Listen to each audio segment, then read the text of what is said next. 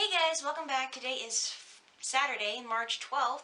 I don't have any updates for episodes 8, 9, or Rogue One, but I do have something Star Wars to talk extensively about. I've made no secret of the fact that I am not crazy about the Clone Wars animated series. Since the series Rebels is directed by the same guy and animated by the same team, I figured, I don't care. That opinion changed when my brother gave me the first season of Rebels. I watched it within the first couple episodes. I was hooked. I love that show. It's really, really good. Most of all because it's got some really good three-dimensional characters. The animation is miles ahead of Clone Wars, and so are the stories. There's a couple that are a little bit on the silly side, where Zeb and Ezra Bridger steal a TIE fighter while they're on a shopping trip for Hera Syndulla, who's the Twi'lek pilot of the Ghost, which is a ship. I'm not going to go into detail about all the episodes, but the fact that there's Jedi training involved and we get to see someone in a teaching role, especially a reluctant teacher who isn't fully trained himself and he has doubts about his own abilities and is afraid to get too close to anyone because he lost his master to Order 66. It's really, really cool. The music is good. It's sort of a rewritten version of the classic Star Wars themes. There's a lot of Force theme in there, which is a big plus for me because it's my favorite Star Wars piece ever. Of course, Hera Syndulla is the Twi'lek pilot. She's pretty no-nonsense, very, very good pilot.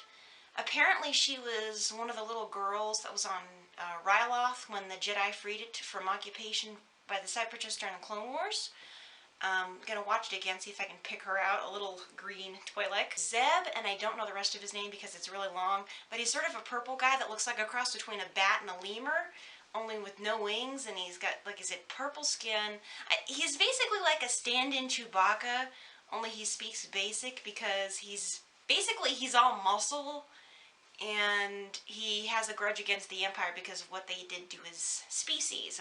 His species is almost extinct. There's only like a few of them left. Chopper, the astromech droid, let's be honest, the guy is a jerk. I don't like him at all. I mean, he comes through in the end, but he's semi-homicidal. I mean, with the one episode, he was throwing bottles at Ezra, and he zaps people.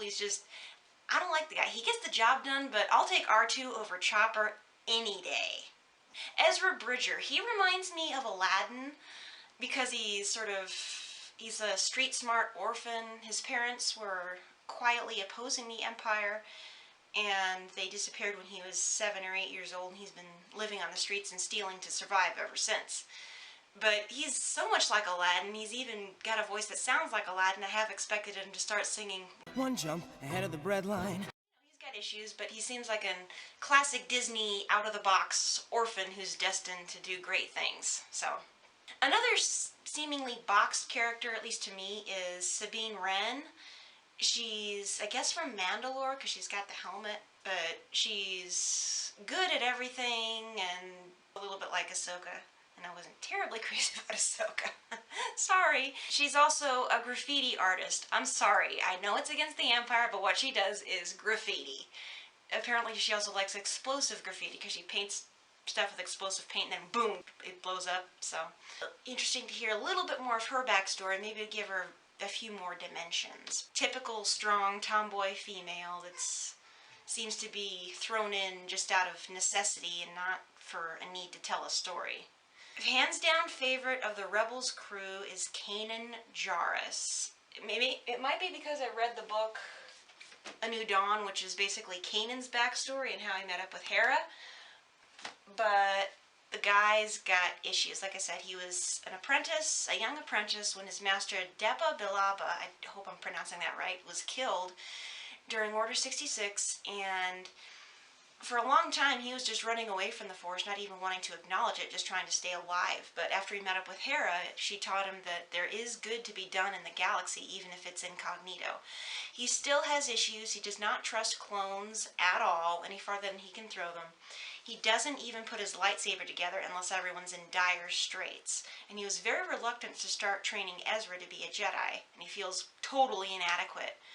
But he is a very good Jedi. He's got a little bit of a roguish side, but a very good heart, and he's just a great character. I'm really curious to see where they go with Kanan. I'm kind of reluctant to see what happens at the end of the series, because Obi-Wan says him and Luke are the last of the Jedi, so I don't know what's going to happen, but I'm looking forward to it. Anyway, those are my thoughts on Rebels. Until next time, this is the Clumsy Jedi signing off. Bye! So let's go to the movie. Buns, like extra butter. Join the dark side. May the force be with